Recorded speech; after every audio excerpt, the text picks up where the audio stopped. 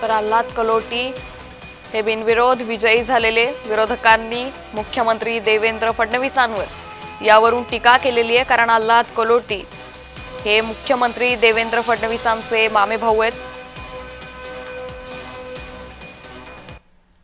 आणखी एक मोठी बातमी, अर्णव खैरेचा जीव ठाकरेंमुळे गेला, भाजपाकडून थेट घणाघात करण्यात आलाय।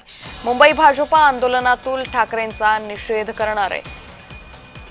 तर अर्णव खैरेचा जीव हा ठाकरेंमुळे गेल्याचं यावेळी भाजपाकडून म्हटलं गेलंय, त्यांनी निशाणा साधलेला आहे। तर मुंबई भाजपा आंदोलनातून ठाकरेंचा निषेध करणार। तर ही दृश्य आपण सध्या पाहतोय, मुंबईमध्ये भाजपकडून या सगळ्या प्रकरणावर निषेध केला जातोय। सद्बुद्धी द्या हीच प्रार्थना अशा हातात फलक घेऊन यावेळी भाजपचे कार्यकर्ते या आंदोलनात सहभागी झाल्याचं पाहायला मिळतंय।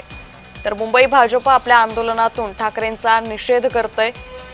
अर्णव खैरे हा लोकलमधून जात असताना हिंदी मराठी वादातून त्याला मारहाण करण्यात आली आणि याच निराशेच्या छायेत जात त्यानं आत्महत्या केली होती।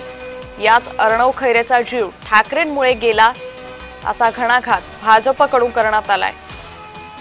तर अर्णव खैरेला श्रद्धांजली वाहण्यासाठी आणि या सगळ्या प्रकाराचा निषेध करण्यासाठी, ठाकरेंचा निषेध करण्यासाठी भाजपचे पदाधिकारी कार्यकर्ते हे मुंबईमध्ये एकत्र येत त्यांनी हे आंदोलन पुकारलेलं आहे। तर आपल्या तोंडावर काळी फीत बांधून आणि हातात सद्बुद्धी द्या हीच प्रार्थना अशा आशयाचे फलक हातात घेत हे आंदोलन पुकारण्यात आलेलं आहे।